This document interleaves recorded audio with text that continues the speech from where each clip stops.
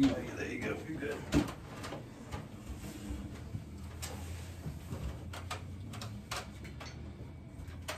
Ready.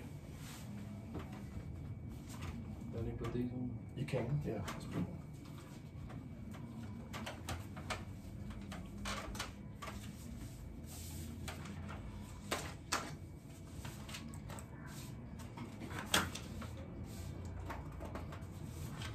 Well, good morning. Welcome to Realtree Land Pro Fridays once again. We're glad to have you here today. We want to take just a minute to thank you all of our sponsors. We couldn't have this show without them.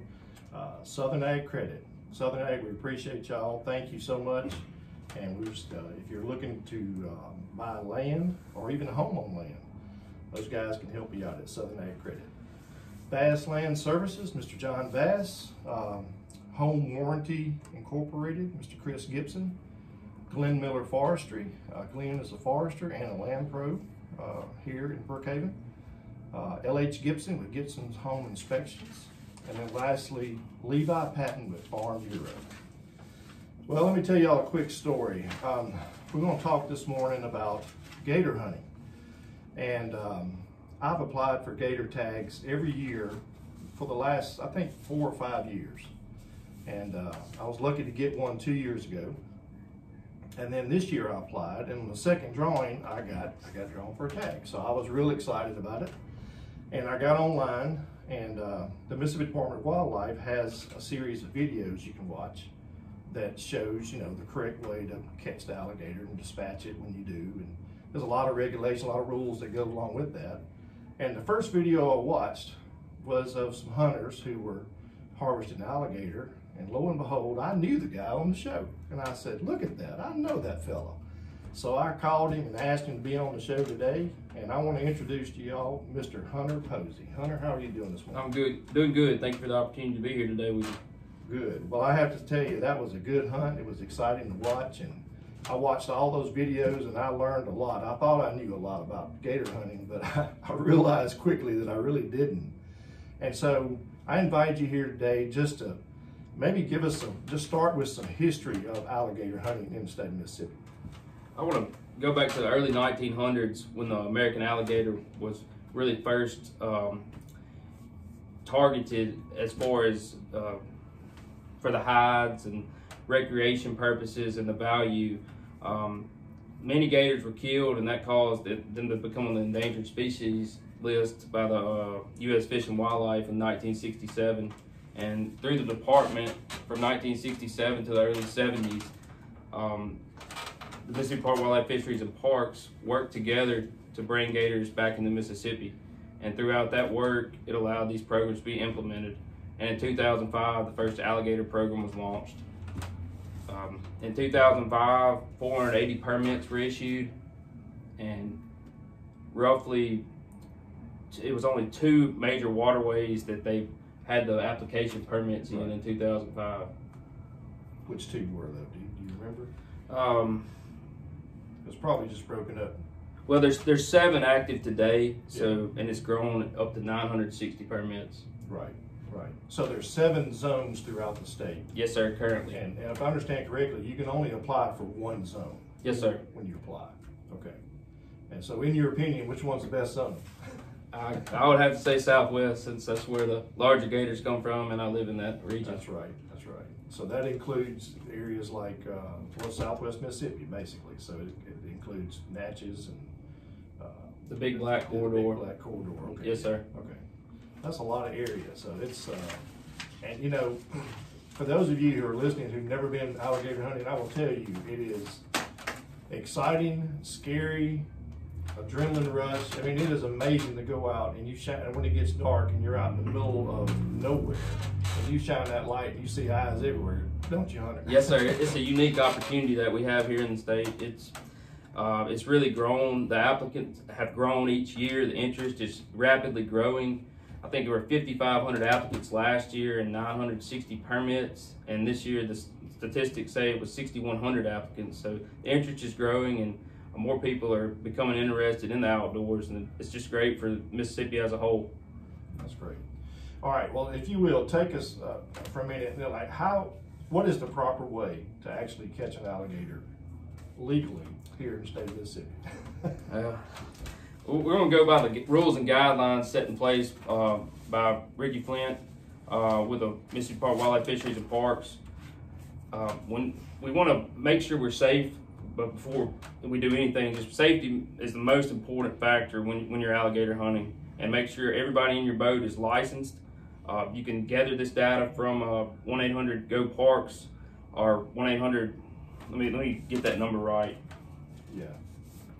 And I think you mentioned license, and so it's important for people to know that you have to have an alligator license for everybody in the boat who's fishing. Yes. Of age. Yes. I think that's right. So yes. I think that fee's like $25. Yes, sir, it is. Yeah.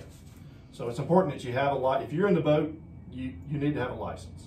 Yes, sir. If you're accompanying an individual with a permit, you need to be licensed. That's right. And you can acquire that on the app or by contacting the department directly. That's right. Okay, let's kind of take it as if we were going gator hunting right now. Sure. We're loading up. We want to make sure our running lights are working. You know, that we have all our personal flotation devices for safety. Just make sure you're following the state guidelines. Most citations wrote last year were based on running lights. Just make sure they're working. Safety is the major concern when we're on the water. You want to have adequate lighting to locate the alligator. And once you've located the alligator, there are several mechanisms you can use to catch the gator, whether it be rod and reel, bow fishing equipment, and several other items that are allowed. If you'll check on the website, it gives a detailed statement of every little individual item. If you do have a gun in the boat, make sure it's in a case and make sure it's legal, and all the legal guidelines are on the website, so please check that. When you find the gator, you want to, it's getting to the point where sometimes they're skittish. You want to approach them slowly, and if it's the one you would like to harvest, you have two options. One is under 7, between 4 and 7, and then 1 over 7.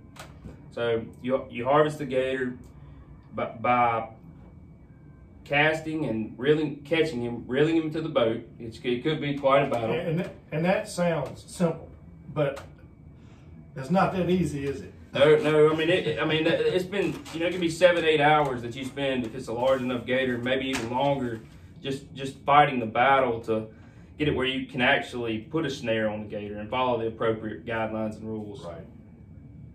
So once you have caught the gator and got him to your boat, the first thing you want to do is put a snare on the gator and make sure that he's secure on your boat before you dispatch the gator. And we'll go back to dispatching the gator. Please go to the website and read about the legal equipment needed to dispatch the gator.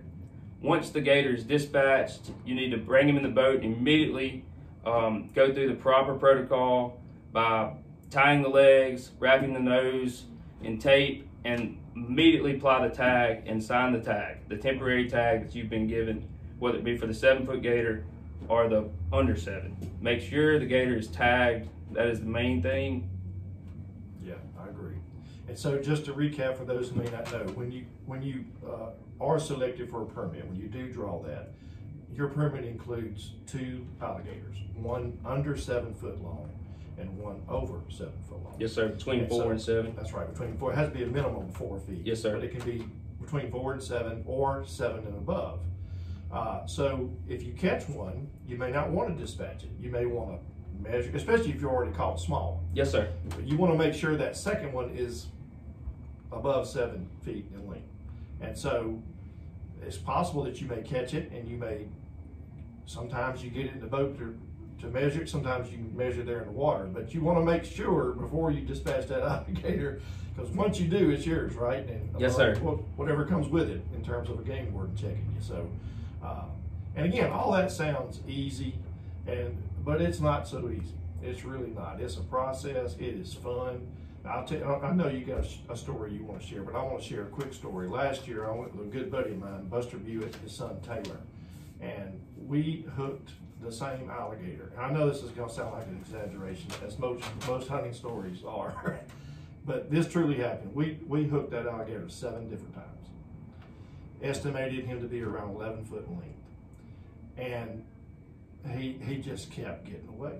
I mean, just we had multiple hooks in him, and he just somehow he got away 7 times. And the very last time we got him up to the boat, he always have a rope that's got the big snare on the big hook. Got it in him. We're like, oh my gosh, we got this thing. And we're literally holding on to the rope, Buster and myself, and I'm standing in front of Buster, and Buster's behind me. Well, guess what? The hook comes loose, and when that happens, of course, my momentum goes back, hits Buster, and Buster ends up in the water with the alligator. And I've never seen a man move so quickly to get back in that boat. But we called it a night after that. We said, you know what? We'll forget that. We came back 2 nights later. I don't think it was the same alligator, but we caught one that was 10.5 feet long. And we fought that thing for, at least an hour and a half, 2 hours before we ever got in position to harvest them. So it was exciting, it was fun, scary, but man, I mean, it was a lot of fun. And so I know you may have a story you may want to share as well.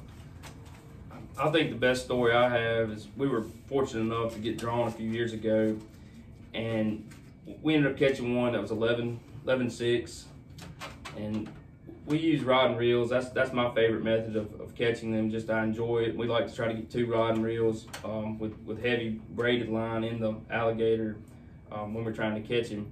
Well, that particular night we had 3 poles in the gator. It was a larger gator. Well, my pole breaks, which is not uncommon. It breaks in half, so I'm kind of out of the fight. But I just kept my line on the gator.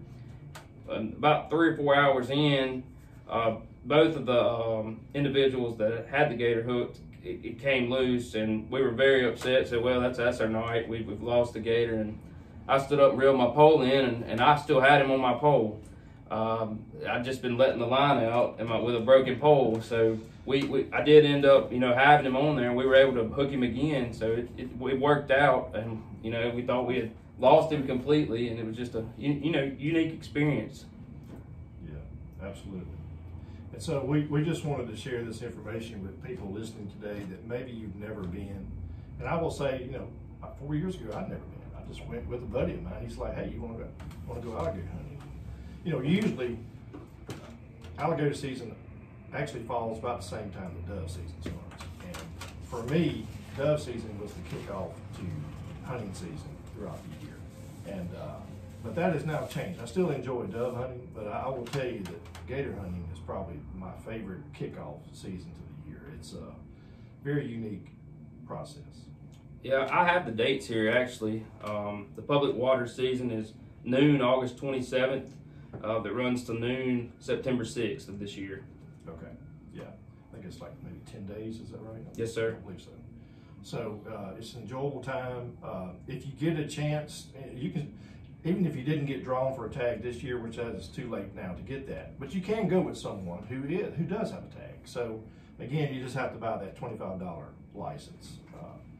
And it's important to have that. Last year we went and we got checked. We were putting our boat in the water and game water. Yeah, that you will be checked. Our conservation officers really they take a lot of pride in this program. It's a great program that Ricky Flynn and the department have implemented, and we just take a lot of pride in having it in our state.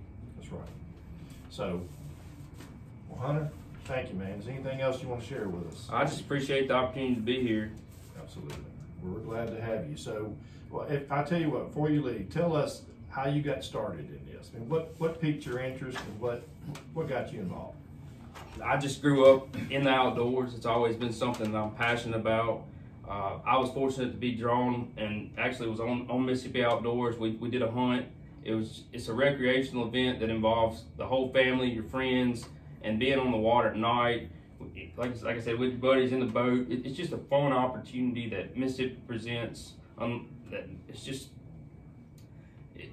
just a unique experience in itself. That's really the best way to describe it. I would advise you to get involved and really take advantage of this opportunity. That's right.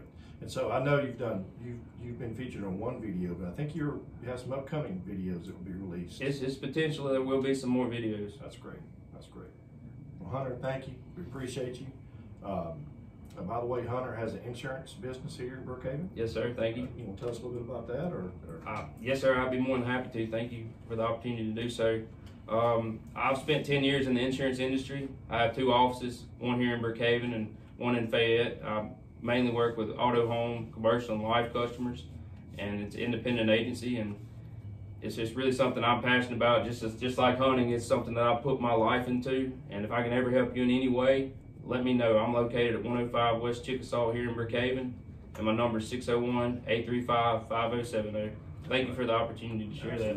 Absolutely. Well, Hunter, thank you, man. We appreciate it. Good luck this season, and we'll catch up and see how things went a little bit later on. Thank you.